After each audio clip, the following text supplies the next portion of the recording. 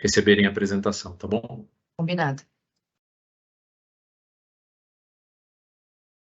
Olá, pessoal, tudo bem com vocês? Nós vamos iniciar o nosso evento da importância e dos impactos do ChatGPT. Em geral, aqui a gente vai falar das LLM, dos Large Language Models, e como isso impacta as iniciativas de automação. Espero que todos estejam bem. A gente está aí numa véspera de feriado, mas a ideia é bater um papo com vocês para mostrar as principais tendências e ter um pouquinho mais de tempo, um pouquinho mais de espaço, até para apresentar o que a gente apresentou inicialmente no RPA IA Congress desse ano. A gente teve um espaço, foi muito bacana, e muitas pessoas nos procuraram da Practia para entender um pouco mais desse tema. E é claro, é crítico e relevante a gente entender o impacto das IA generativas dentro das iniciativas de automação, e não só do ponto de vista da produtividade de quem trabalha com automação, mas principalmente e também em novos casos de uso e eventualmente também riscos e alguns pontos de atenção, tá bom? Meu nome é Gilberto Strafati, eu sou o Chief of Strategy da Practia aqui no Brasil, e eu vou conduzir esse evento com vocês. Ele foi construído a várias mãos, e a gente vai falar rapidamente de quem é a Practia, qual é o nosso momento enquanto organização, caso vocês não conheçam, bem rapidinho. Vou explicar o que são esses Large Language Models e o que é, afinal de contas, o ChatGPT e o que ele tem de revolucionário.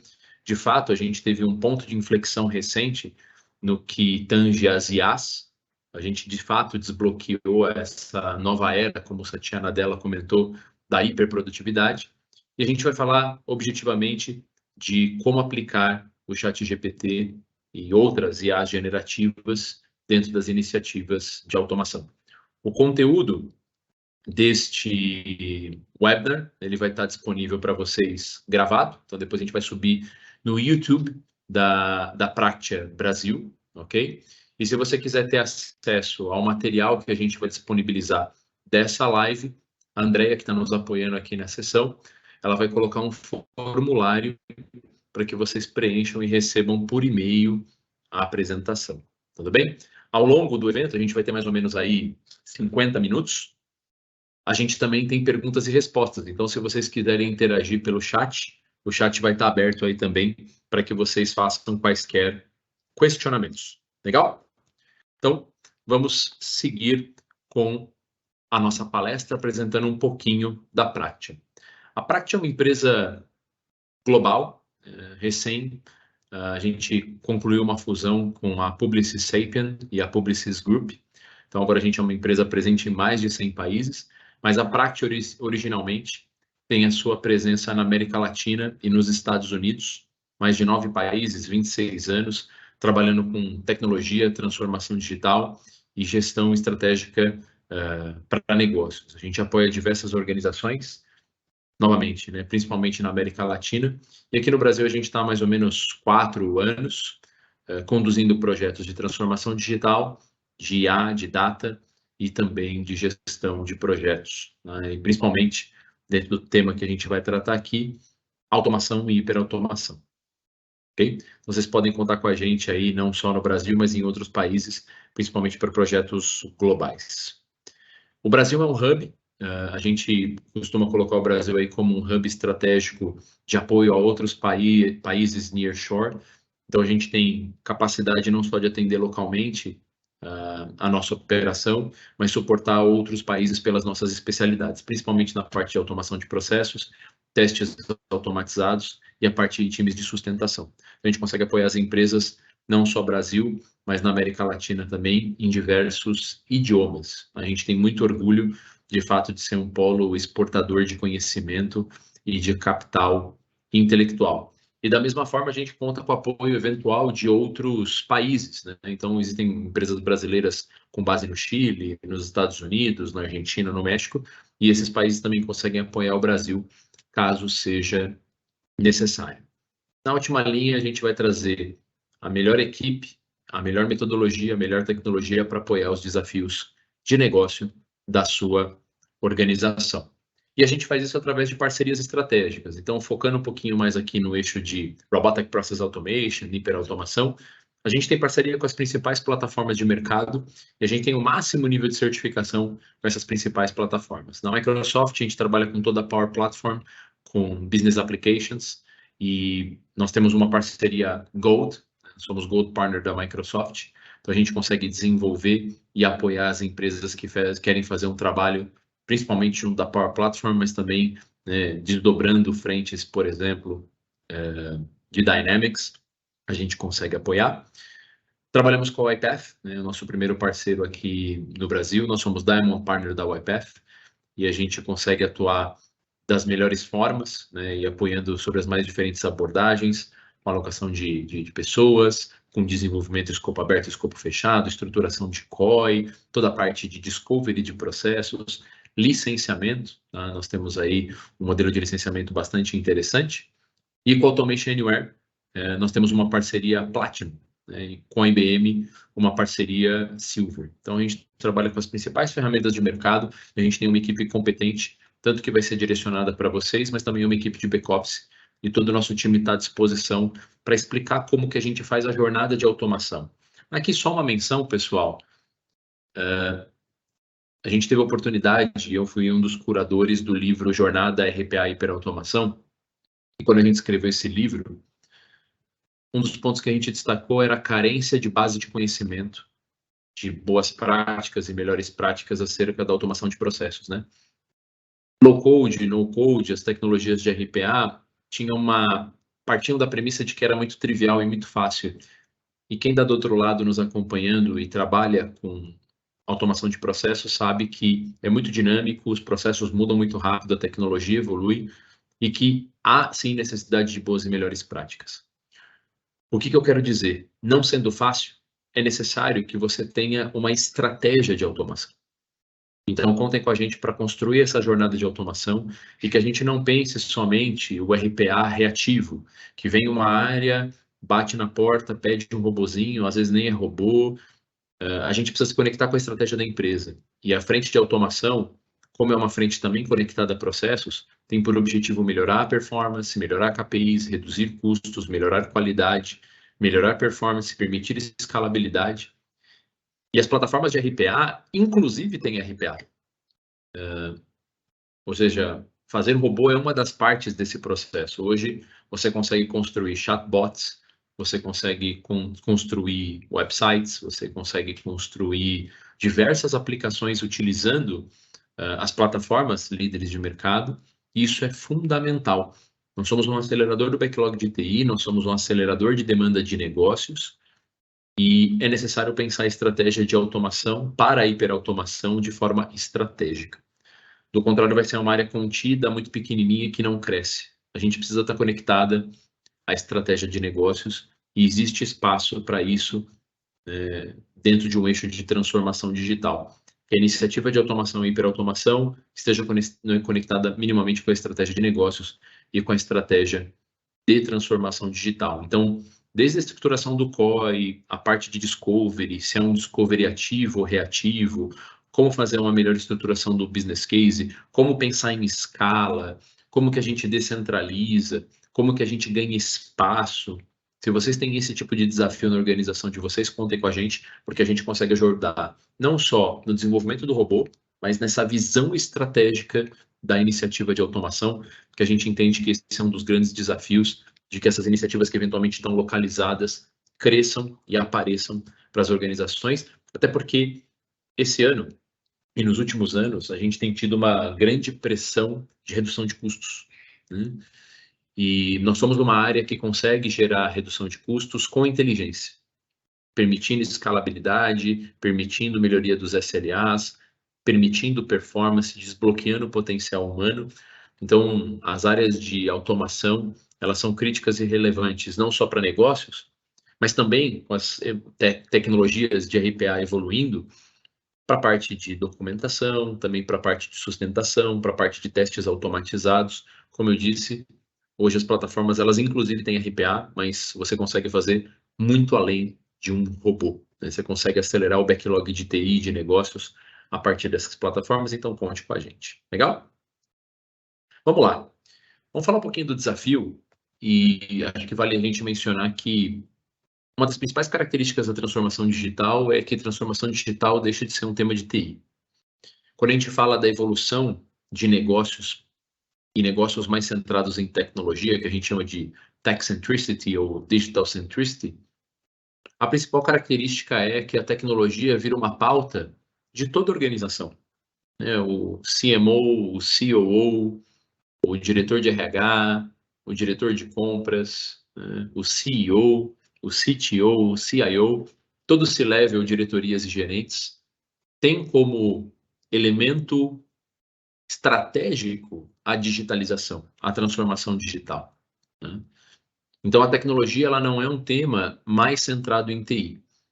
O problema disso é que, eventualmente, nessa descentralização, a gente perde governança. Então, existe um grande desafio às organizações dentro desse movimento de se tornarem empresas mais digitais. Transformação digital é isso, né? Uma empresa que não é nativa digital vai se tornar mais digital ou digitalizada. Como a gente faz isso com inteligência, conectada com estratégia, não duplicando custos e com governança, com segurança. Tá? Todo mundo discute tecnologia, mas a gente percebe que muitos projetos acabam não gerando resultado tangível. Tá? Então, a gente precisa, de fato, ajudar as organizações dentro deste processo, ok? Mas, de fato, né, é fator crítico de sucesso que as empresas tenham tecnologia no seu core, tecnologia é um meio para alcançar o resultado, e o nosso DNA como Practia é conseguir traduzir essa linguagem de negócios para a tecnologia. Né? E a gente vai ter sempre uma orientação muito grande em trazer e demonstrar o benefício financeiro dessas iniciativas e principalmente aumentar a taxa de sucesso de vocês. RPA, como uma das tecnologias que alavancam a transformação digital, continua crescendo. Tá? Aqui é uma pesquisa atualizada da HFS Research, que eu sempre utilizo como referência, e a gente percebe que existe ainda um crescimento do mercado de licenças e de serviços de RPA. Tudo bem? Claro, houve uma redução da velocidade de crescimento, porque os mercados vão se tornando mais maduros, a gente tem uma redução da taxa de crescimento, mas a gente ainda tem perspectivas de crescimento da adoção de automação da ordem de 2 dígitos, tudo bem? Então, minimamente colocando, a gente espera ter 2 vezes ou 4 vezes o crescimento da economia aplicado à frente de automação de processo. Então, as empresas continuam investindo. E as que eventualmente investiram, elas precisam escalar e muitas vezes não conseguiram conectar a estratégia, né? E muitas vezes não conseguiram demonstrar valor, fizeram um discovery reativo, não estruturaram COI, subestimaram a complexidade do desenvolvimento, tiveram muitas falhas no processo inicial, uma automação que disseram que demoraria 1 semana, demorou 8 semanas. Então, a gente tem muitas lições aprendidas dentro desse ciclo para que a gente consiga estabelecer melhores práticas. Né? O advento dessas interfaces conversacionais, né, os chatbots, conectados aos LLMs, os Large Language Models, né, que, por exemplo, a gente tem o GPT-4 da OpenAI. Só para explicar a nomenclatura, né, o ChatGPT é a interface conversacional que consome dados de um modelo, que é o GPT-4, que é um Large Language Model, da empresa OpenAI. Tudo bem? É uma sopa de letrinhas muito nova, mas a gente vai explicando aqui, vocês podem colocar no final as dúvidas de vocês, tudo bem? E o que a gente percebe, e o que a gente já consegue perceber como um grande sinal, é que vai ser um movimento muito forte. Né? Pela primeira vez a gente está colocando esse tipo de tecnologia na mão do usuário final, e obviamente isso desbloqueia um potencial de aumento de produtividade do desenvolvimento, então talvez isso acelere a velocidade com que a gente entrega valor a partir do desenvolvimento das automações, e, por outro lado, desbloqueia o potencial de novos casos de uso.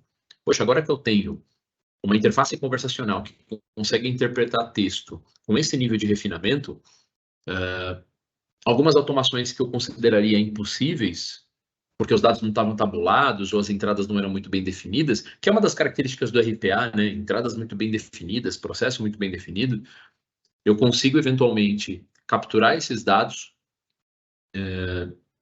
e sem uma preocupação tão grande de que a entrada seja perfeita, eu consigo gerar uma resposta. Inclusive, eu vou mostrar aqui um exemplo para vocês de como isso pode ser aplicado.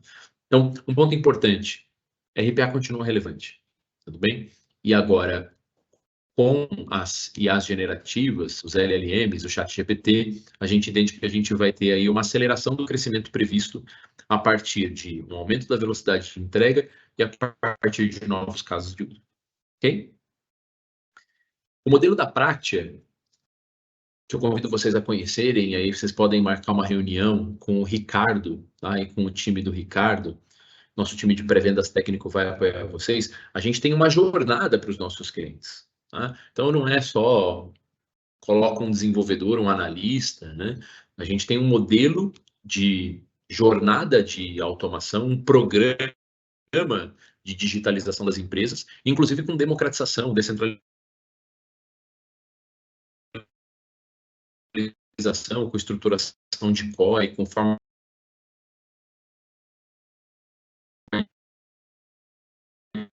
de captura, cumprindo orientações, né? E eu preciso entender as cadeias de valor, os processos, quais são as etapas de processo que eu quero sensibilizar. Uma vez definidos os processos, que é um nível de maturidade muito baixo, as empresas vão querer mapear esses processos, padronizar esses processos, né? E padronização é um grande desafio, né? Porque a gente sempre está olhando pelo retrovisor e a gente tem sempre a sensação que a gente está atrasado. Mas uma vez definidos os processos, eles são padronizados. Uma vez que os processos são padronizados, eu tenho um baseline, eu tenho uma referência, eu melhoro, né? Hoje melhor do que ontem, amanhã melhor do que hoje. A gente tende a desafiar o status quo, né? Então, se eu não tenho os processos definidos e padronizados, eu não sei o que eu não sei. Uma vez que eu tenho os processos definidos e padronizados, eu começo a fazer melhoria. E aí você faz melhoria por PDCA, né, por Lean, por Six Sigma, por diversas metodologias e práticas, ok? Uma vez que a gente melhora os processos, a gente percebe, poxa, esse processo está muito manual, esse processo ele não está integrado, ele não está automatizado, ele não está gerando dados. Então a gente começa um processo de digitalização, né? Que é colocar esses processos sobre plataformas digitais. A gente tem isso com o advento dos grandes RPs, com o advento dos grandes CRMs. E a empresa de vocês talvez tenha áreas com diferentes níveis de maturidade, né? Tem empresas que têm um nível de maturidade mais alto e outras com um nível de maturidade mais baixo. Isso não é um problema.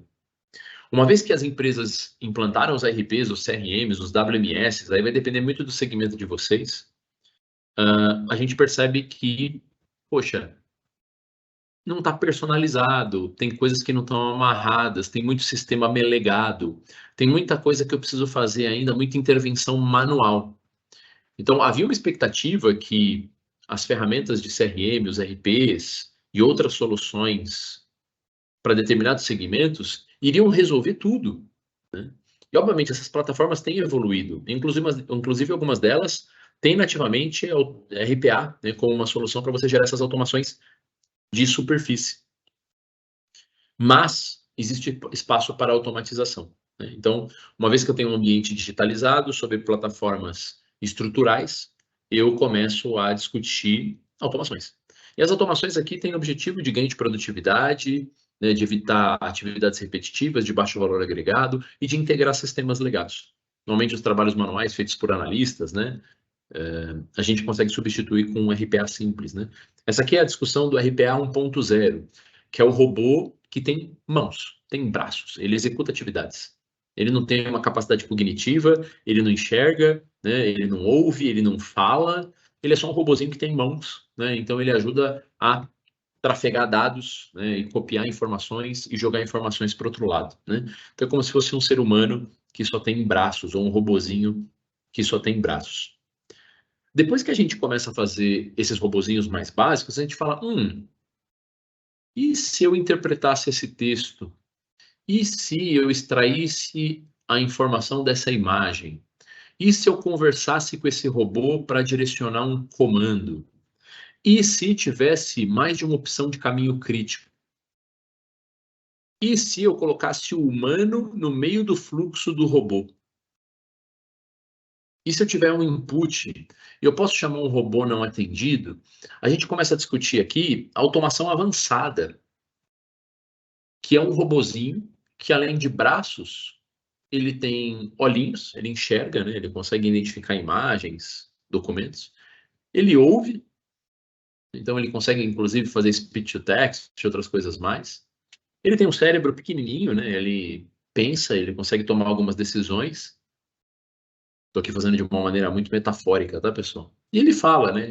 Inclusive, você pode fazer um text to speech e você consegue ter uma resposta desses robôs aí numa interface conversacional.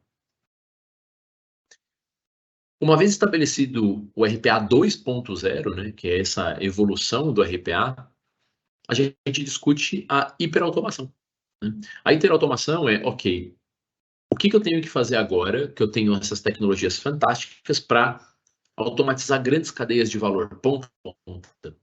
O que eu quero automatizar? Tudo. Tudo. Tudo pode ser automatizado. Então, aqui não é uma visão pensando.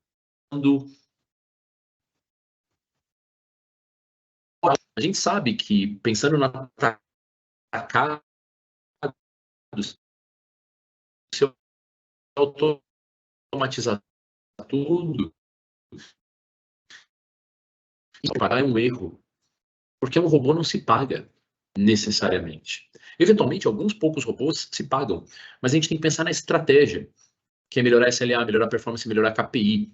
Às vezes o robô não se paga, mas mesmo assim ele é estratégico. Então, reduzir FTE não é a única medida de sucesso da sua iniciativa de automação. A medida de sucesso da iniciativa de automação é auxiliar negócios a ser mais competitivo. Né? E, se possível, fazer isso gerando redução de custos, excelente. O que eu posso garantir é a iniciativa se paga, tudo bem? Com folga. Mas se você ficar pensando robô a robô, você está perdido. Você não vai fazer 10 robôs por ano. Tudo bem? Se cada robô precisa de uma aprovação de budget e cada robô precisa se pagar com um payback de menos de 12 meses, esquece. Você tem que pensar no pacote, você tem que pensar na estratégia. Você tem que pensar em como que você está auxiliando o negócio a ser mais competitivo.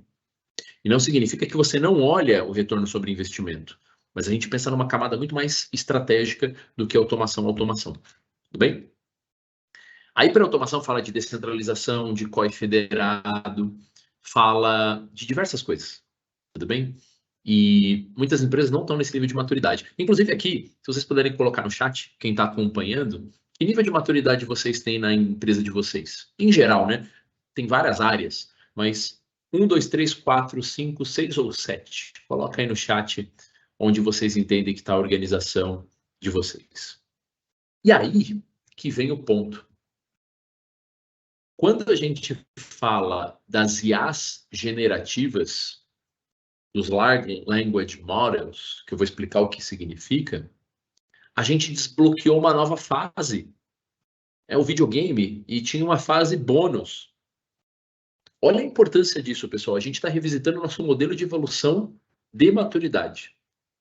De tão importante que essas IAs generativas vão ter no dia a dia das pessoas. Pela primeira vez, a inteligência artificial ela está na mão do usuário final, nesse nível de facilidade. Pela primeira vez, as inteligências artificiais têm o que a gente chama de racionalização. Elas conseguem interpretar e elas conseguem, inclusive, programar.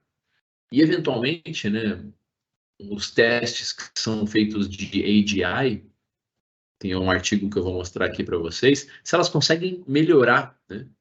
Isso a gente já tem percebido, né, do GPT-3 e meio para o GPT-4, a gente já viu uma grande evolução.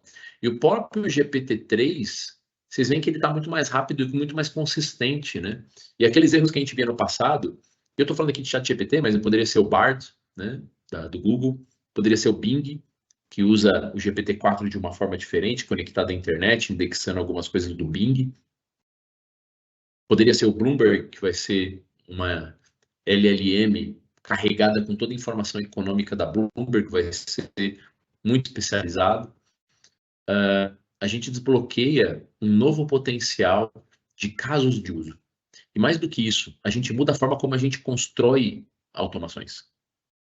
Veja, não é que a gente está discutindo uma coisa para o futuro. Os desenvolvedores e analistas já estão usando o ChatGPT, já estão usando essas soluções para fazer melhores documentações, casos de uso, testes, para melhorar inclusive o código, para refatorar código.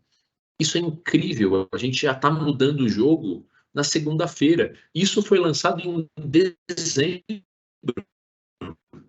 assim, outubro, novembro. Em dezembro estava na mão e, assim, já virou rotina. E a gente tem visto cada vez mais atualizações. Em dezembro, a expectativa é que tenha o GPT-5, que já vai ter interface, né, de interpretação de imagem. O GPT-4 já tem, eu já testei algumas APIs, alguns casos de uso bem interessantes. Ainda está para uso pessoal. A gente, como empresa, agora pode adquirir, mas se você quiser entrar no ChatGPT e pedir uma API, ele gera lá um token para você consumir como dados. Tem um limite de solicitações, tá, para conta pessoal. Aí, se você quiser pagar como empresa, aí você paga um valorzinho lá pelo volume de solicitações. Mas é interessantíssimo, porque você consegue fazer input e output e ter o motor, né, do GPT-4 na interface do ChatGPT trabalhando para você. Essa nova fase da hiperdigitalização é o desbloqueio do que a gente chama de automação cognitiva.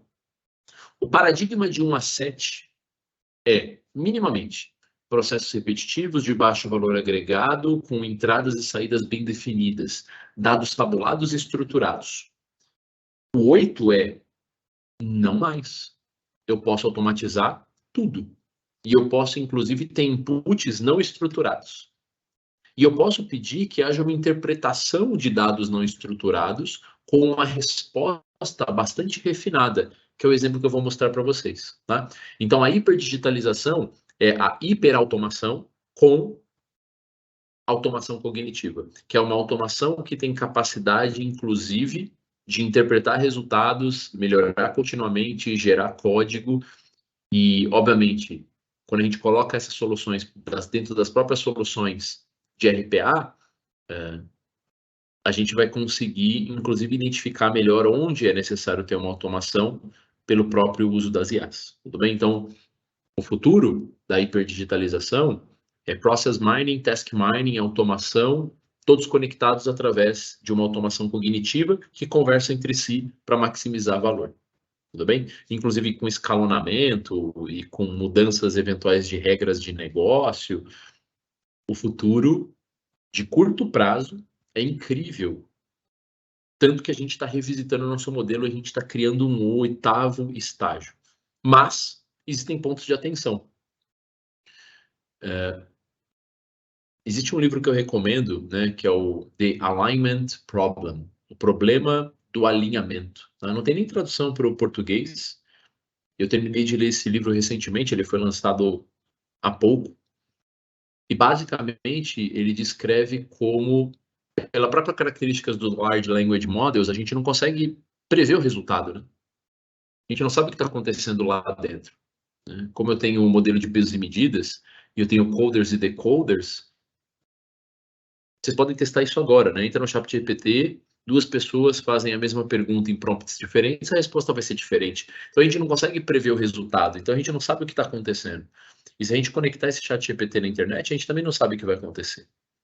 Então, existe um problema de alinhamento que hoje não tem como a gente controlar a resposta dessas soluções. A gente pode bloquear alguns tipos de resposta no output e definir uma resposta padrão, mas a gente não consegue prever e direcionar o comportamento das IAs numa determinada direção.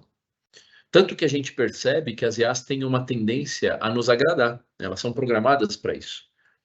Se você fala que ela errou, ela pede desculpa. Se você insiste num determinado erro, ela concorda que ela errou mesmo você estando mentindo para ela. Então isso é muito perigoso, além de não estarem claros os limites e os critérios do uso de dados, né? Como que a informação que está sendo disposta nessas LLMs é retroalimentada. Hoje o ChatGPT não está conectado na internet, tá? Então você só consegue fazer de maneira procedural o prompt, mas você não consegue retroalimentar um modelo, até porque seria muito complexo retroalimentá-lo. Mas existem problemas de segurança, de alinhamento e de previsibilidade. Tá? Então, existem alguns elementos aqui de gestão de riscos que são fundamentais. Tanto que, no curto prazo, é mais propenso que você, sua prima, seu cachorro, sua avó usem ChatGPT do que uma empresa. Tá? Possivelmente as empresas vão tentar desenvolver soluções proprietárias, tá? Mais seguras e que eventualmente têm de proteção e auditoria. Mas mesmo assim, todas as LLMs hoje têm um problema de alinhamento, ok? Você não consegue prever o resultado pela própria característica como esses LLMs são montados, ok? Só que, olha que legal. O impacto dessas IAs generativas é tão grande, que transbordou para tudo. Impacta a sua iniciativa de hiperautomação, de automação avançada, de automação, de digitalização, de melhoria de processos, de padronização de processos e definição de processos. Você pode ser uma empresa de maturidade 1, que está usando o ChatGPT. Isso é incrível. É incrível. Ou seja, a gente está falando de uma democratização de uma tecnologia de ponta, inclusive para empresas de baixa maturidade. Ou seja, de fato é algo revolucionário. A gente está vivendo um ponto de inflexão no uso de tecnologia dentro da sociedade. E isso é algo muito importante. Né? Ah, mas o ChatGPT erra. Ah, mas né, a gente se acostuma muito rápido às coisas e acha que as coisas são banais. Para quem está antenado e que está acompanhando, e eu tenho lido muitos artigos todos os dias de publicações de casos de uso dentro dos LLMs e agora os testes de conexão à internet e tudo mais, é incrível. Testes de melhoria, né? Como que o código melhora a si mesmo, como que você consegue treinar com uma base de dados mais orientada a determinado resultado, e de fato é bastante importante isso que a gente está vivendo e vocês precisam estar antenados. Mas, novamente, é importante vocês atuarem com uma empresa e com especialistas, porque não é algo tão trivial como conectar o ChatGPT via API, né? E o seu robozinho puxar a informação e jogar a informação lá dentro, porque é assim como o CAPTCHA, né? Que são humanos do outro lado. Isso gera um risco muito grande de compliance. É tão novo e tão rápido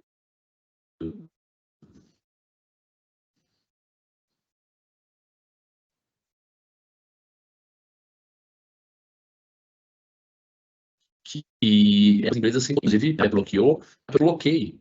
Só que esse bloqueio, empresa que não viva, então vai ter uma pressão para que a gente consiga utilizar essas soluções de uma forma que resolver o problema do alinhamento tão rápido, até porque o valor investido para resolver o problema do alinhamento é muito mais complexo.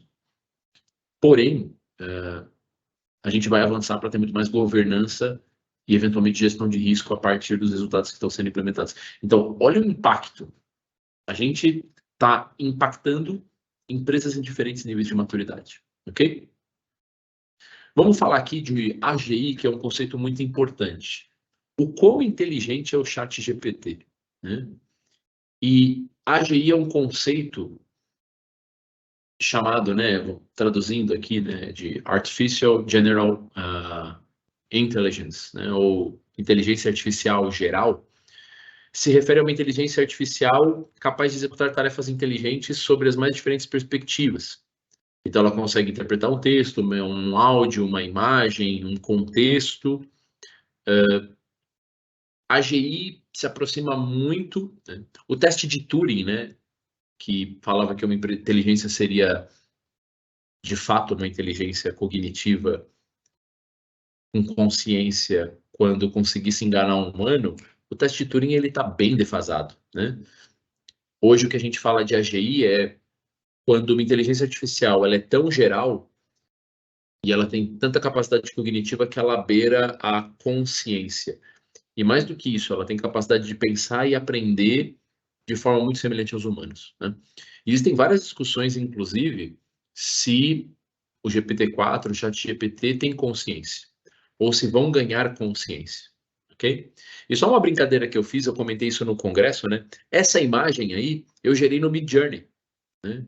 Que é uma IA generativa, e eu criei um prompt perguntando para o próprio Midjourney, né? Se você fosse uma mulher, como que você se veria? Uma brincadeira aqui sobre metalinguagem e consciência, né? E olha como o Midjourney se veria se fosse mulher, né? Claro que ele não tem consciência, ele só respondeu aqui a um prompt meu, mas pelo menos tem bom gosto, né?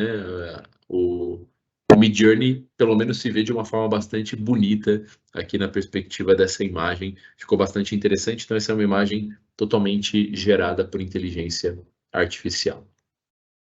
O que mudou no GPT-3, GPT-4 e o que é GPT, né? E por que a gente teve esse salto, né? Primeiro, né, o GPT, ele não é algo novo, né? Assim como o Transformer não é algo novo. Mas vamos por partes.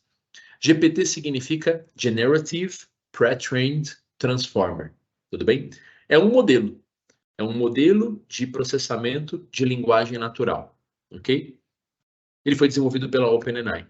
E ele toma como base um artigo que foi escrito pelo Google, que propõe o Transformer, tudo bem? Que é uma forma de você aumentar o potencial de interpretação de modelos de IA para texto, ok? E esse artigo, que foi escrito pelo Google, se eu não me engano, o nome é Attention is All You Need, é uma referência à música dos Beatles, né? All You Need is Love, acho que é All You Need is Attention. Acho que o termo é esse, vocês podem pesquisar aí no Google, tá? O que é o Transformer, tá, pessoal? O Transformer é uma arquitetura com coders e decoders que permite que você consiga ler uma massa de palavras e interpretar essa massa de palavras com muito mais refinamento. Explico. Quando você está criando uma arquitetura para interpretação de texto, uma palavra sendo interpretada não gera contexto. Oi, tudo bem? Para eu conseguir interpretar essa frase simples, eu tenho que interpretar cada palavra. E, eventualmente, eu tenho que interpretar o contexto de duas palavras e das três palavras juntas. Linguagem é algo muito complexo, né? E a capacidade de processamento necessária para você interpretar textos diversos é enorme, tudo bem? É enorme.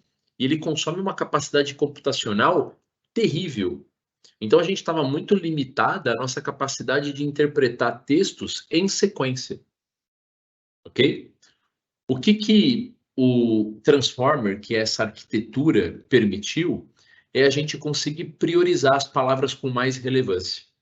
Então, a partir de uma arquitetura com coders e decoders, tudo bem? E aqui eu estou trazendo o próprio artigo do All You Need is Attention. Ele consegue priorizar as palavras que têm maior relevância e a partir de um modelo de reforço, de aprendizagem, então ele é pré-treinado, ok? Ele consegue criar muito mais contexto. Para vocês terem uma ideia, hoje a gente consegue fazer uma interpretação de texto, uma interpretação de contexto, que vai gerar uma resposta com igual interpretação de contexto, da ordem de 25.000 palavras. Então, eu consigo hoje, sem aumentar muito a necessidade de capacidade computacional, ler textos grandes. O que antes era difícil interpretar o contexto, hoje é muito mais fácil. Então, por exemplo, as coisas bacanas que a gente consegue fazer no ChatGPT, que vocês já testaram, né? Escreva uma carta de amor para minha namorada como se eu fosse o Saramago. Ou crie um funk do MC Guimé como se fosse escrito pelo Fernando Pessoa. Basicamente, essa capacidade de interpretação e de priorização é o sistema gerando pesos para as palavras mais importantes e criando contexto. Então, ele consegue interpretar, a partir do pré-treinamento, o que é Fernando Pessoa, o que é um rap do MC Guimê, e conectar essas duas coisas para que a resposta seja bastante refinada. Isso significa que o GPT tem consciência? Significa que o Transformer ele promove algum grau de consciência a essa IA generativa, a esse Large Language Model? Só para vocês terem uma ideia, tá? Quando a gente fala de Large Language Model, é um modelo muito grande, tudo bem? É um modelo muito grande, com uma massa de dados gigantesca. Por exemplo, o GPT-3, ele tinha todo o conteúdo da Wikipedia carregado. Isso, só para vocês terem uma ideia, de parte da informação que está contida no GPT-3. Todo o conteúdo de todos os verbetes da Wikipedia em vários idiomas. O GPT-3 fala melhor inglês porque tem mais conteúdo em inglês e está mais pré-treinado em inglês. Mas ele fala muito bem português. Então, só para vocês terem ideia da relevância do volume de informação que tem dentro dessas massas de dados. E aqui falando um pouquinho de como tem evoluído essa massa de dados que pré-treina e aumenta a capacidade de contexto. Olha a diferença do GPT-3 para o GPT-4 que foi lançado há um mês. Eu tenho acesso ao GPT-4, né? Talvez alguns de vocês tenham acesso aí. É pago, né? Você precisa ter a versão paga. E o GPT-5 faz a mesma coisa para o GPT-4. Então, o GPT-5 deixa o GPT-4 do tamanho do GPT-3 nessa escala, para vocês terem uma ideia. Aqui a gente está falando de 1 trilhão de dados que estão compondo o GPT-4. Né?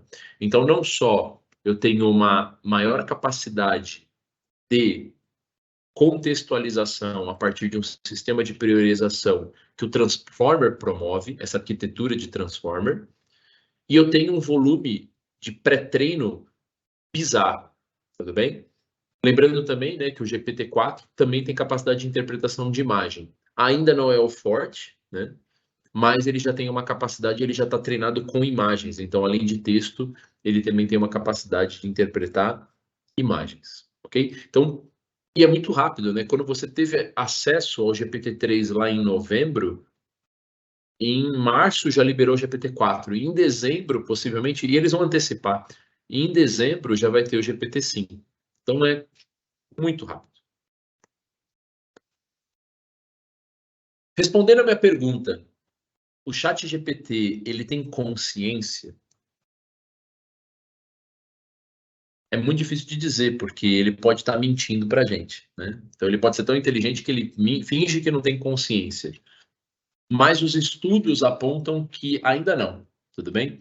Esse estudo é um artigo bem interessante, ele chama Sparks of AGI, e ele faz uma série de testes que definiriam o que é uma inteligência artificial geral, e o que esse estudo aponta, o estudo aí, principalmente pelo pessoal da Microsoft, conduziu, até porque eles estão usando o GPT-4 para o Bing, né?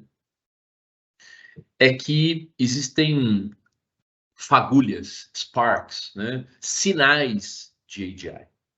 Então já existe algum sinal de capacidade de aprendizado, até porque a gente ensinou o GPT-4 e o GPT-3 a programar, né? Então, a partir do momento que você ensina uma inteligência artificial a programar, ela cria racionalidade, não é consciência, né? Mas ela tem racionalização, ela tem capacidade de racionalizar e criar modelos e eventualmente melhorar a própria performance. Tudo bem? Então a gente vê sparks of AGI. Tá? Então isso é muito incrível. A gente está vendo os primeiros sinais de uma AGI. Estamos muito distantes de uma AGI, mas pela primeira vez, vocês estão... Isso que é o mais louco, pessoal. Vocês estão tendo contato e vocês estão mexendo numa inteligência artificial que tem o potencial de se tornar uma AGI. Isso é incrível. Tudo bem? Isso é muito importante que vocês tenham entendimento da importância do que está acontecendo. Quais são os impactos? Então, só para fechar esse ponto, acho que eu queria primeiro explicar essa sopa de letrinhas, né? Large Language Models, GPT, Transformer, IA generativa. GPT-3, GPT-4, tá? É importante vocês entenderem um pouco o soco da letrinha, porque é tudo muito novo, né? E a gente vai se apropriando, tem que estudar bastante para conseguir, inclusive, explicar, né? Uma vez fechada essa discussão de introdução, e que isso revoluciona a nossa iniciativa de automação, eu quero mostrar como isso impacta a nossa iniciativa de automação. 2 impactos, interno e externo. Interno, o desenvolvedor RPA vai mudar. Ponto. Como qualquer desenvolvedor. Ele vai usar o ChatGPT e as IAs generativas, e ele vai usar o Copilot, ele vai usar os Large Language Models, que vão nascer vários, tanto que você tem visto bastantes aplicativos sendo gerados, né? Eu já tenho alguns aplicativos que usam GPT-4 como extensão do Chrome para resumir página, por exemplo, para resumir um edital, para extrair informação de um vídeo de um YouTube e criar bullet points. Eu tenho uma extensão do Chrome que ele pega o vídeo do YouTube, ele traduz em texto, ele resume e cria cards para mim, dos principais pontos interessantes, inclusive com base nos pontos que foram mais assistidos. Vocês teriam uma ideia.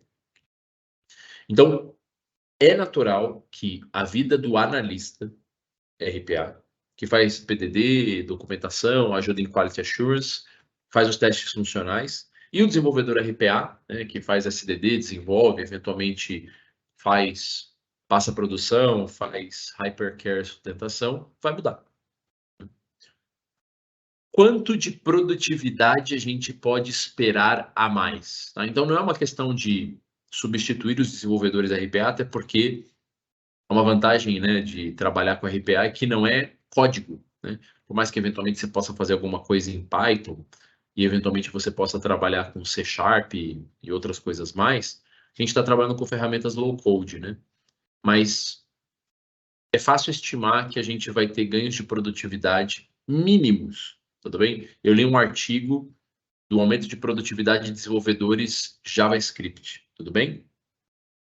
E a ordem de grandeza de aumento de produtividade, principalmente em refatoração de código e correção de bugs e tudo mais, eles ficaram de 10 a 30% mais produtivos.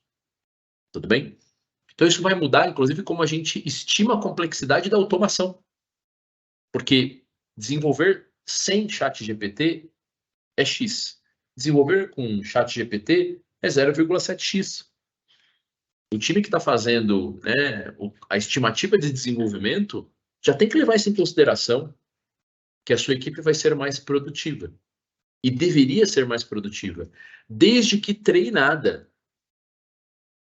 Não adianta o cara ter uma ferramenta à disposição se ele não sabe utilizar formalmente, se não tem definido claramente quando ele pode usar e qual a informação que ele pode subir. O cara tá pegando o PDD de um processo crítico e tá jogando no ChatGPT. Para onde está indo essa informação? Pode fazer isso? Então é muito importante que os centros de excelência discutam o uso da ferramenta e não fingir, isso aqui é segredo meu, eu não vou contar, que ela não existe.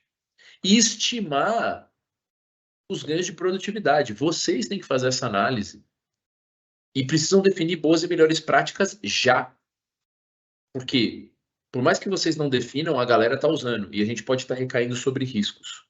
Principalmente de dispor de informação sensível nesses chats. Tudo bem? Então, você pode sumir informação no chat GPT? Sim, desde que não seja informação sensível. Tudo bem? Então, é muito importante que essas boas práticas estejam estabelecidas e que a gente tenha workshops de facilitação e treinamentos, que inclusive a gente pode conduzir, e a gente já tem conduzido, apesar de ser muito novo, nos nossos clientes. Tá? O que eu vou mostrar aqui são trechos de workshops que a gente já tem conduzido. Beleza? Então, a vida do desenvolvedor vai mudar, o COI precisa se apropriar disso para estimar o aumento de produtividade e a vida do analista vai mudar. Qual o impacto externo para o usuário? Primeiro, né? Você foi primeiro na Disney e depois você foi no Beto Carreiro.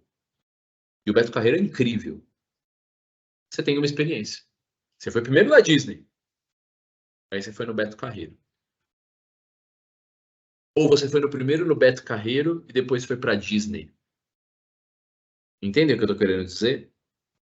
Agora que as pessoas tiveram contato com o chat GPT, o RPA pode se tornar, na percepção do usuário, simples demais, banal demais. Ah, isso aí é carne de pescoço, isso é fácil. Então, existe uma expectativa das áreas de negócio que são muito ansiosas de que essa tecnologia esteja aplicada de maneira sistêmica na organização. E precisa se tomar cuidado. Então, existe uma questão de alinhamento de expectativas com a área de negócios e, adicionalmente, vão surgir novos casos de uso. A matriz de priorização, eu falo isso há muito tempo. Se todas as empresas vissem o backlog de automações descartadas, tem dinheiro na mesa. Tem muita automação que foi reprovada por business case que deveria ser feita, porque é estratégica. E porque não gerou um FTE, você não aprovou. É um pensamento muito limitante, muito operacional. Eventualmente, aquela automação que não gerava FTE era aquela que ia melhorar a performance do negócio e que ia mudar o KPI, que ia gerar o PPR para todo mundo. Tudo bem? Então, a gente precisa ter uma perspectiva não só de FTE e de negócios. Mas o que eu estou querendo dizer é, aquela regrinha de negócios básica de processo padronizado, entrada bem definida, dados tabulados, banco de dados estruturados, com esquema. Agora, com essas IA generativas e os Large Language Models, cada vez mais a gente vai trabalhar com dados não estruturados. E, no futuro próximo, a gente vai ter robôs que aprendem e melhoram por si só. Ele vai interpretar o resultado e ele vai mudar o próprio código e ele vai melhorar continuamente. É isso que eu estou falando. Se um robô sabe programar, ele sabe melhorar a própria performance. Ponto. Quando vai acontecer isso e quando isso vai estar habilitado é uma questão de tempo. Mas sim vai acontecer. Robôs que melhoram a própria performance. Robôs que se orquestram sozinhos. Que robôs que se desligam. Tudo bem? Então isso é natural que ocorra dentro dessa perspectiva do que a gente chama de automação cognitiva. Ok? Então tem dois impactos. Mas, pessoal, tem que estar antenado nisso. Impacto interno e impacto externo. Como isso afeta a produtividade, o time está treinando e entendendo essas boas práticas e como isso impacta negócio. Eu fiz aqui um mapeamento e a gente já fez esse estudo de quais são as áreas mais impactadas pelas IA generativas e que tipo de impacto, tudo bem? Isso vai estar no material que eu vou mandar, mas eu vou citar aqui muito rapidamente. A identificação de processos no curto prazo, e aqui eu estou falando mais do chat GPT e não da automação cognitiva, tudo bem? O impacto é baixo. A forma que a gente identifica oportunidades de automação muda pouco. Quando a gente tiver RPA cognitivo, Process Mining, Task Mining rodando, aí o jogo muda. Mas o chat GPT, especialmente, que é o foco dessa palestra, desse bate-papo, né, impacta pouco. A documentação impacta muito. Você pode melhorar muito a qualidade da documentação e a preparação dos processos com o uso do chat GPT. O desenvolvimento das automações também. Você consegue fazer refatoração de código, você consegue fazer melhores integrações, você consegue criar scripts, metabots, você consegue definir melhores práticas, você consegue criar melhores manuais de sustentação, de operação. Tanto que isso impacta na parte de teste e sustentação com impacto médio. E a gestão do COI, hoje a gente entende que tem um impacto mais baixo. A não ser que você esteja criando dentro do ChatGPT documentos e manuais e procedimentos. E claro, pessoal, tudo que eu estou falando aqui não é que o ChatGPT está fazendo, você está copiando. O que não se deve fazer é pegar o resultado do ChatGPT e fazer Ctrl+C e Ctrl+V. E isso acontece, tudo bem? Eu fiz vários testes, né? Desde o GPT-3, GPT-3,5 e o GPT-4, eu estou trabalhando com a ferramenta desde o início. E erra muito, viu? E erra rude, erra feio, às vezes erra com umas coisas bobas. Então não é Ctrl+C, Ctrl+V. Até porque existe uma arte na engenharia do prompt, tudo bem?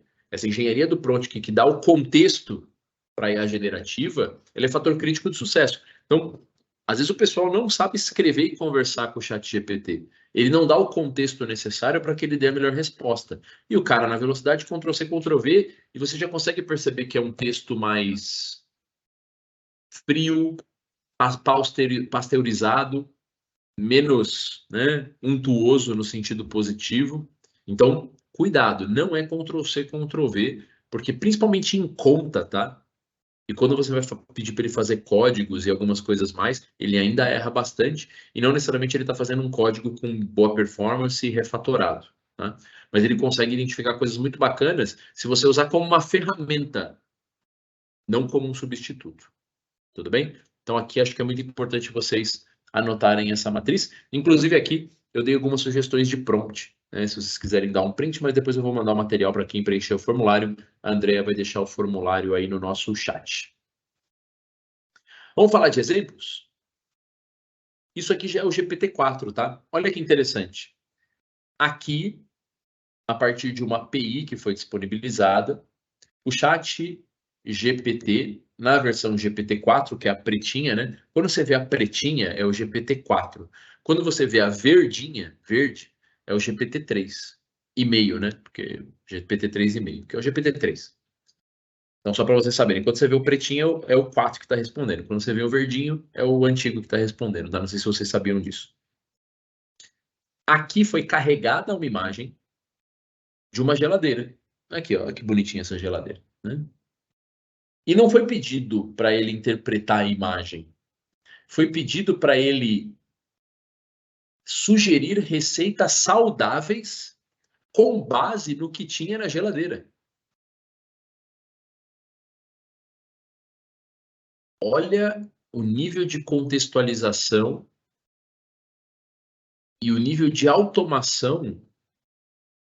Pensem nos casos de uso que vocês poderiam pedir para ele interpretar uma imagem e dar uma resposta mais complexa do que simplesmente dizer o que tem lá. Qual é a probabilidade dessa fratura, desse rachadura virar uma falha crítica, né? Obviamente você precisa treinar os modelos eles não estão treinados ainda para isso. Por isso que essas IAs, esses LLMs, eles vão se tornar especialistas para a parte de engenharia, de serviços, para a parte de riscos, advocacia, área médica, né? Mas aqui, o GPT-4 ele está interpretando uma imagem e como resposta ele está dando a receita saudável. Então, ele está dando aqui, ó, dá para você fazer uma salada de fruta. Então, a salada de fruta você vai pegar ali a uva, você vai pegar as frutas, vai fazer tal, tal, tal, tal, tal. Olha que incrível. Então, o GPT-4 ele já tem um motor de interpretação de imagem. Image to text, tudo bem? Então, é imagem para texto. Ele ainda não tem capacidade de gerar imagens. Ele não tem text to image, que seria o Midjourney, tudo bem? Inclusive é muito melhor. A OpenAI tem, tá? Só para não cometer um erro aqui. A OpenAI tem uma outra inteligência que é o DALL-E, tudo bem? Vocês podem acessar pelo próprio site da OpenAI. E ele não é tão bom quanto o Midjourney, tudo bem? Mas você consegue fazer text to image, ok? Chama DALL-E, D-A-L-L-E, ok? Isso aqui é incrível. Então imagina que você está capturando foto com drone. E essa foto, através de uma API, está indo para o motor do GPT-4, ele está interpretando essa imagem e dando uma resposta por e-mail para o usuário. Do que está acontecendo ali. Tudo bem? Isso é incrível. Você conectar um CCTV, a um drone, a imagens, a um aplicativo, a um celular, isso desbloqueia um potencial incrível de interpretação de imagens, inclusive para melhoria de processos, melhoria de layout, segurança. O número de casos de uso aqui é incrível, tudo bem?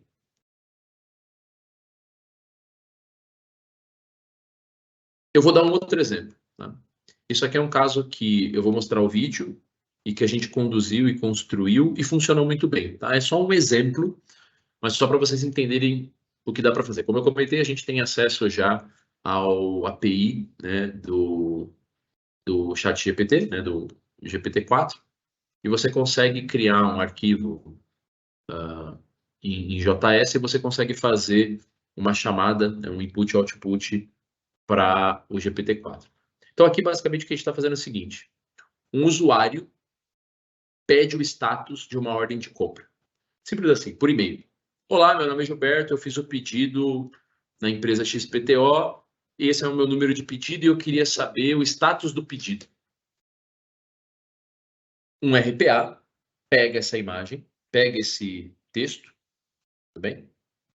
Um robozinho, e ele extrai o nome do usuário e a ordem de serviço, tudo bem? O robô faz uma consulta no SAP desse pedido, tudo bem? Então aqui eu estou falando só de RPA. Né? Então eu faço uma consulta e eu extraio. Olha que legal. Eu extraio o relatório do SAP daquele pedido no arquivo JSON, tudo bem? Esse arquivo JSON que tem o histórico do pedido é lido através da API do ChatGPT. E ele interpreta o que aconteceu. Então você fez o pedido no dia tal, ficou parado aqui, essa é a situação, patati, patatá. A API do ChatGPT devolve um texto na forma de uma conversa do estado do pedido. E o robô pega essa informação e devolve para o usuário como se fosse um e-mail. Eu automatizei o back-office. Eu automatizei, ponta a ponta, o serviço de atendimento. Com um código simples. Para fazer a POC disso aqui, a gente levou 8 horas, no máximo. Até treinar o modelo, porque você precisa treinar, você precisa fazer uma interface da API para dizer o que ele tem que interpretar do que ele está recebendo de informação. Então, tem uma camada de configuração da API do ChatGPT, tudo bem? Isso demora um tempinho até você ter a resposta. Então, responda como se fosse um e-mail interpretando esses campos, ok? Essa parte mais chatinha. Mas vamos ver como é que ficou? Porque é muito legal. Essa é a arquitetura. Eu tenho um usuário que manda um e-mail, tudo bem? Aqui a gente está usando o Azure para fazer essa orquestração, ok? O RPA faz a consulta daquele pedido por e-mail dentro do SAP. O ChatGPT interpreta aquele arquivo JSON e devolve para um robô uma resposta no formato de e-mail que é enviado para o usuário novamente. Lindo. Tudo bem? Só para vocês terem uma ideia de como foi a arquitetura dessa solução. Vamos ver o vídeo? Então, vocês estão vendo aqui que foi feito tudo pelo Azure Logic App. Né? Para quem tem familiaridade, parece muito com o próprio fluxo do próprio Power Automate Desktop, né? Ou do próprio Power Automate. Então, aqui a gente fez toda a orquestração no Microsoft Azure Logic App. E a gente vai ver aqui como que ficou. Tudo bem? O usuário, ele manda um e-mail. Então, eu quero saber o status do meu pedido. Obviamente, precisa garantir que o nome do usuário e o número do pedido está ali. E já está rodando. O RPA está pegando aquele e-mail, está fazendo a extração do relatório e do arquivo JSON do SAP. E aí entra a API do ChatGPT, que vai interpretar o arquivo JSON, vai devolver o e-mail com a resposta. E o RPA vai devolver esse robô, essa resposta, num formato de texto para o usuário. Pronto. O ChatGPT que respondeu: olá, tudo bem? Num formato muito humanizado, tudo bem? Aqui foi feito em inglês só por uma questão de facilidade do idioma do próprio ChatGPT e das APIs, tudo bem? Mas poderia ser feito totalmente em português. Então, quando a API, por exemplo, daqui a pouco, né, com o Copilot e com todas as integrações, o ChatGPT ou o Bing, ele vai poder interpretar um relatório inteiro do BI. E vai falar, você pode perguntar coisas muito refinadas, ou seja, qual é a probabilidade de venda do próximo mês? Qual foi o vendedor que vendeu menos? Então você vai ter uma interface conversacional como se você estivesse falando com um humano. E vai vir a resposta. Ou seja, você vai ter o ChatGPT como um motor de interpretação de textos e imagens. Tudo bem? E, obviamente, né, qual é o ponto de atenção aqui? Se não é uma IA que você treinou, ela vai dar a resposta com base no 1 trilhão de pré-treino, que a gente não sabe se ele vai acertar sempre. Então, eventualmente, essa automação teria que ter um human in the loop, teria que ter algum sistema de auditoria, ou, eventualmente, a gente deveria treinar uma IA proprietária para responder de acordo com os objetivos da organização. De qualquer maneira, se resolver 70% dos problemas, já é incrível. Tudo bem? Esse aqui é um caso prático de RPA com a API do ChatGPT com arquivo JSON. Tá bem? Um outro exemplo que eu quero mostrar aqui, e essa é a demonstração do GPT-4 que aconteceu em janeiro. Esse desenvolvedor, o que ele está fazendo, pessoal? Ele desenhou um site num caderno, tudo bem? Ele está tirando a foto do desenho, ele está tirando a foto do desenho do site que ele fez, tudo bem? Ele vai mandar essa foto para o GPT-4, né, para o ChatGPT. Aqui ele está conectado via API, você vê que ele trabalha na OpenAI. Ele tirou a foto, ele vai carregar a imagem para que o GPT-4 interprete essa imagem. E aí que vem o pulo do gato. Aqui ele está usando o Discord, né, como interface para carregar a imagem. Ele vai pedir para o ChatGPT criar o site. Ele não vai falar para ele interpretar o texto, o que é a imagem. Ele está falando, crie esse site em HTML ou CSS. Olha que incrível. É image to deploy, image to product, image to code, image to text, mas é um produto. Então, ó, ele carregou ali a imagem e o ChatGPT ele cria o próprio site. Então, eu vou aqui para a página final e ele vai fazer o run do código. Ele está fazendo em HTML, tá? O site está pronto.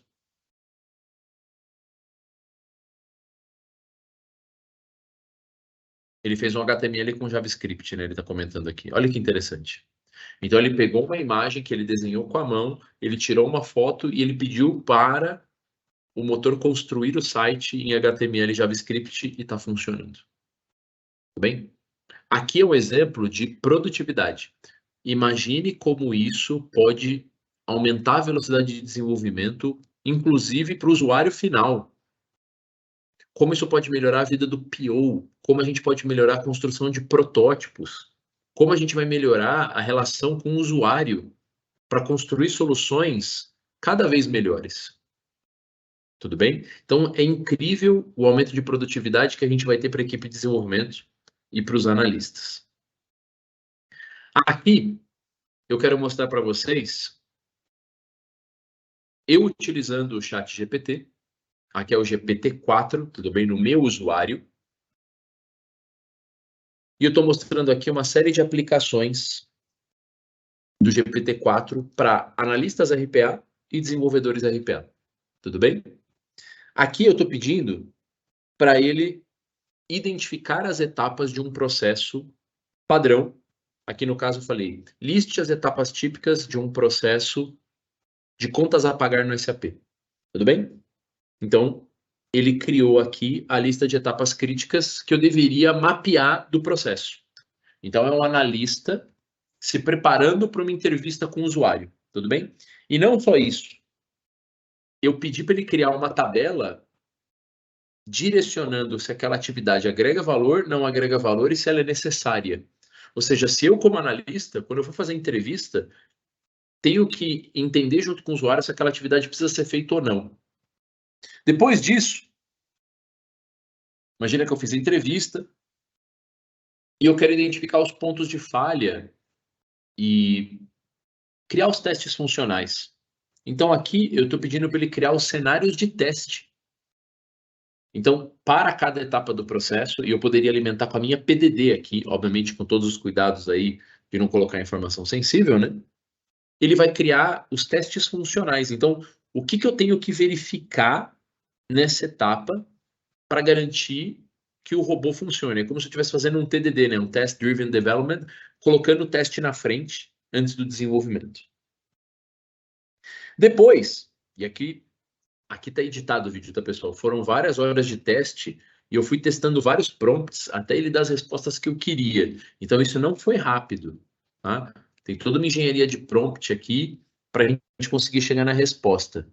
Eu treinei o prompt em uma tabela de análise de complexidade. Então, eu ensinei o prompt, tá? Então, uma complexidade de uma automação é dada pelos critérios de 1 a 5, cada critério significa isso. Eu carreguei as tabelas. E aí depois eu joguei o processo e ele deu a complexidade de cada uma das etapas. Então eu treinei o prompt para que ele soubesse o que é complexidade da automação e dado uma PDD, ele já me deu a complexidade da automação. E novamente, ele não acertou sempre,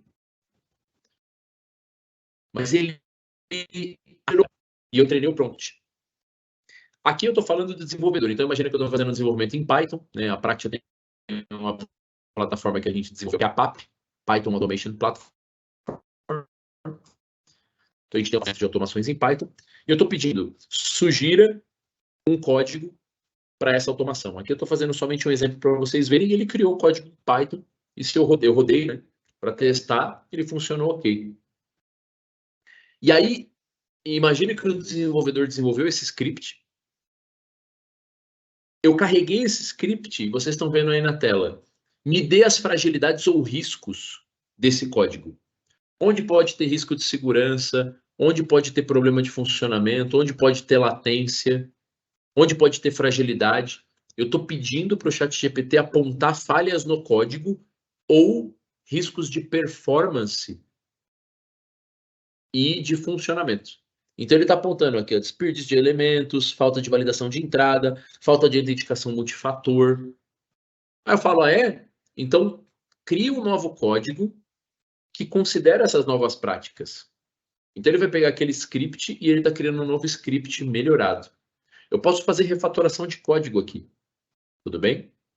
E eu posso treinar ele nas boas práticas que eu quero. Então, um bom código para mim, ele segue essas premissas. Garanta que os códigos que eu estou subindo sigam essas premissas, que é o que eu estou fazendo aqui. Então, novamente, esse vídeo está editado, né, essa demonstração, mas eu treinei o meu prompt do ChatGPT em Clean Coding. Tudo bem? E o que para mim é refatoração de código. E obviamente, né? Aqui é muito mais para código, né? Então, quando eu falo de YPF e tudo mais, ele vai numa linha de explicar quais seriam os comandos, ok? Então ele consegue.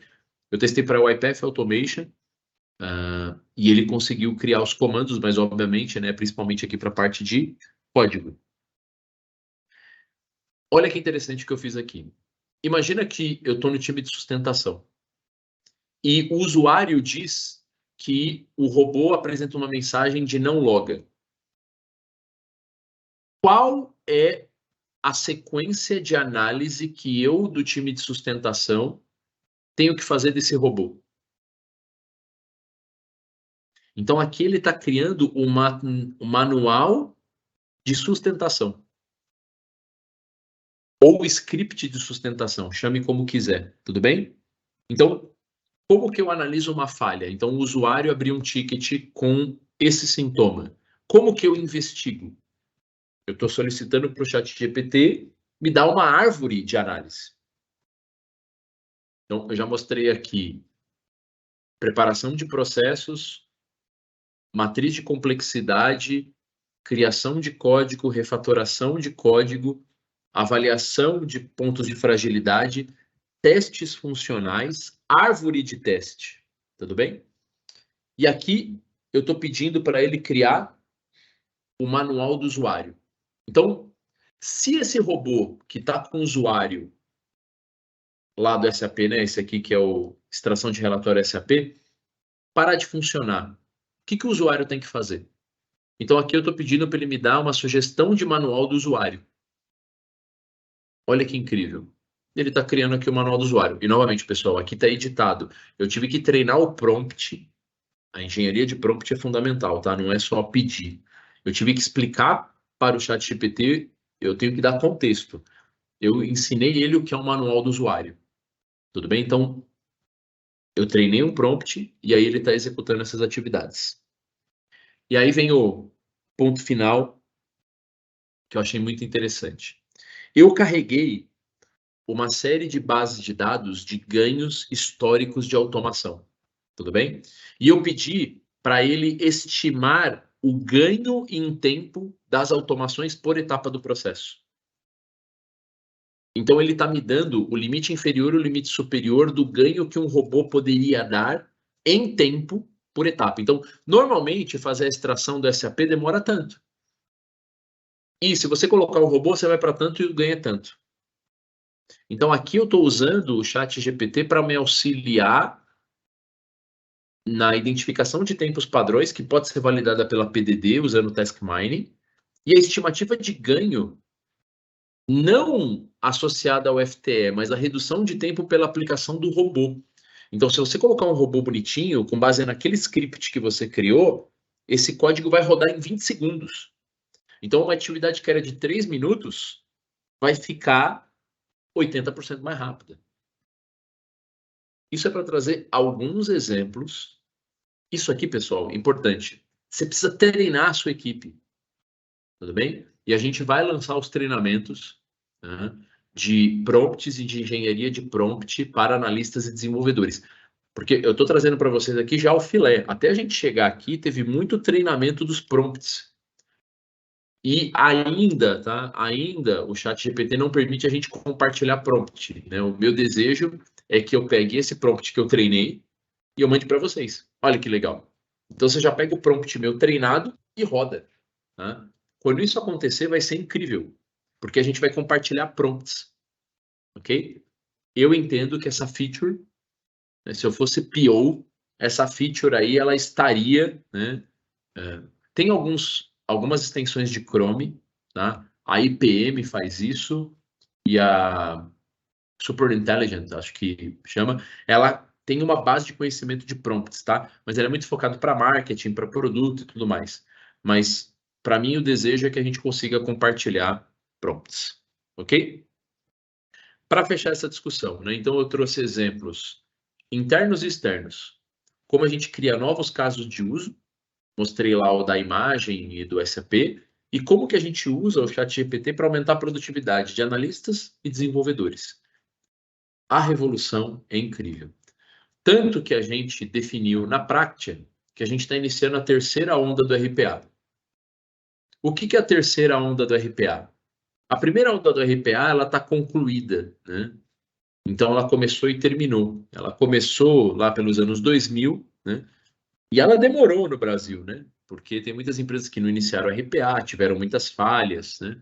Mas a implantação ou teste de robô simples, boa parte das organizações que teriam a possibilidade de fazê-lo, fizeram, né? Quando a gente começou lá atrás, pessoal, era tudo mato, né? Agora o RPA minimamente é conhecido. E quando a gente fala do RPA tradicional 1.0, né, simples, o robozinho com mão, a gente entende que essa primeira onda acabou, ok? Ela se concluiu. Acho que o primeiro marco, né, a própria fundação da Blue Prism, que é em 2001, a UiPath é fundada em 2005, né, então são os primórdios do RPA, né, e a gente fecha, né, o RPA 2.0 20 anos depois. Então, um ciclo bem longo. O RPA 2.0 é um ciclo mais curto, né? Ele inicia ali por volta de 2010 e a gente começa a falar de automação com inteligência, OCR, a gente começa a falar de process mining, né? A gente começa a falar em descentralização, em no-code junto com low-code. E essa segunda onda não terminou, tudo bem? Então, quando a gente fala de hyper-automation, a gente está longe de ter terminado. tudo bem? Então, se vocês olharem aqui a imagem em vermelho, a gente ainda está numa jornada. Mas a gente já pode considerar que a gente iniciou em 2022, esse ano, a terceira onda, que é a onda da hiperdigitalização. Tudo bem? Essa onda é a onda do RPA cognitivo, que a gente está chamando, né, e a nomenclatura é de RGA. Tudo bem? Então, quando vocês forem usar essa letrinha daqui para frente, lembra que vocês primeiro viram nessa palestra, tá? O que é RGA? Robotic Cognitive Automation. Tá? Robotic Cognitive Automation, ou automação cognitiva robótica, né? Ou automação cognitiva robótica, né? Não de processos. Ela continua sendo aplicada de processo, mas ela é cognitiva, né? Então, basicamente, os robôs têm capacidade de tomada de decisão. E eles conseguem interpretar textos não estruturados. E a gente consegue fazer automações mais complexas. Qual é o ponto do RGA? No curto prazo, muitas automações que vocês descartaram, agora dá para fazer. E como a gente vai fazer com o uso de inteligência artificial, é mais rápido. É isso, pessoal. Vocês têm que revirar o backlog de vocês. Tem muita coisa que vocês falaram não, que vocês deveriam ter falado sim, e agora tem que falar sim. Eu tenho certeza que tem dinheiro na mesa da organização de vocês. Tudo bem? Então isso muda a forma que a gente faz discovery, e mais do que a gente ficar olhando coisas novas, é importante que a gente veja o que a gente deixou para trás. Muitas iniciativas de RPA foram muito conservadoras, com foco muito orientado ao FTE, e não atenderam a necessidade de negócio. A iniciativa de automação é um acelerador de transformação digital. Não se esqueçam disso. E quando a gente é muito restritivo, a gente recai sobre o mesmo problema que TI era criticado, que era lento, que demanda de um ticket, que não tinha interação. O RPA nasceu exatamente para ser mais rápido, tudo bem? Para ser mais dinâmico, para ter muita velocidade e muito volume. A gente criou burocracia onde não deveria. E reforço, RPA não é FTE. E reforço, nem todo RPA tem que se pagar. Às vezes a perspectiva do RPA é o aumento de produtividade e o aumento da qualidade para negócio. Ok? Então, preparem-se para a terceira onda do RPA. O RPA, depois da hiperautomação, vai para a hiperdigitalização e o RPA se torna RGA. Revisitem o backlog, treinem a equipe de vocês, se conectem a essa tecnologia, porque de fato isso vai impactar. E esse é o ponto. Não é aquela tecnologia que vai chegar daqui a 5 anos. É já. A gente está usando agora. Tá bem? Então, contem com o nosso apoio para ajudar vocês nessa jornada. Se precisarem da gente para fazer essa palestra na empresa de vocês, a gente vai até a empresa de vocês, porque a gente está levantando esse alerta, a gente está fazendo essa comunicação, porque a mensagem é importante. A gente está num momento muito emblemático e é importante que vocês se preparem. E, de fato, está todo mundo atrasado. Tudo bem? Porque já está acontecendo. Já está acontecendo. Né? Então, novamente, é um ponto de reflexão importante que eu trago para vocês no final do nosso bate-papo. Por último, a gente vai automatizar tudo. Tudo! Preparem-se, tudo bem? Aquilo que não dá para ser feito vai ser feito. Então, se você pegar todos os processos onde você tem tempo de execução, a gente vai conseguir, em vermelho, reduzir o tempo de tudo. É a hiperautomação, onde a gente vai automatizar tudo, inclusive aquilo que, pelos critérios do passado, seriam reprovados. Automações não estruturadas, com dados incompletos. Obviamente, com muitos cuidados, e eventualmente definindo IAs proprietárias e definindo regras muito claras de acesso à informação. Tudo bem? Só para vocês terem um exemplo, aqui a gente está fazendo um mapeamento das áreas que são mais propensas a serem automatizadas. E com o advento do RGA, esse leque abriu muito. Tudo bem? Tudo que aqui está em vermelhinho, né? Que antes era low, ou seja, áreas que eu tinha baixa probabilidade de automatizar, Agora eu tenho maior probabilidade de automatizar. Isso aqui é o mapa que a gente usa para fazer diagnóstico nas empresas de quais são os processos mais propensos a serem automatizados. Novamente, a gente não pensa automação, né? A gente pensa por automação, a gente pensa por área, a gente pensa estrategicamente, né? Então, quando a gente cria essa visão que a gente discute com o CIO, com o CFO, onde que a gente vai automatizar, qual que é o landscape, agora esses caras que eram vermelhinhos começam a ficar amarelinhos ou até verdinhos. Preparem-se para aumentar a produtividade de vocês, para aumentar a capacidade e conectar a RGA na realidade da iniciativa de RPA, porque vai vir demanda. Ou vocês vão ficar obsoletos. Ou a área de RPA vai ficar renegada, a automação RPA simples, coisinha trivial. Ah, isso aí é trivial, é o que a área de negócio vai falar, porque agora está encantada com essas IA generativas. Tudo bem?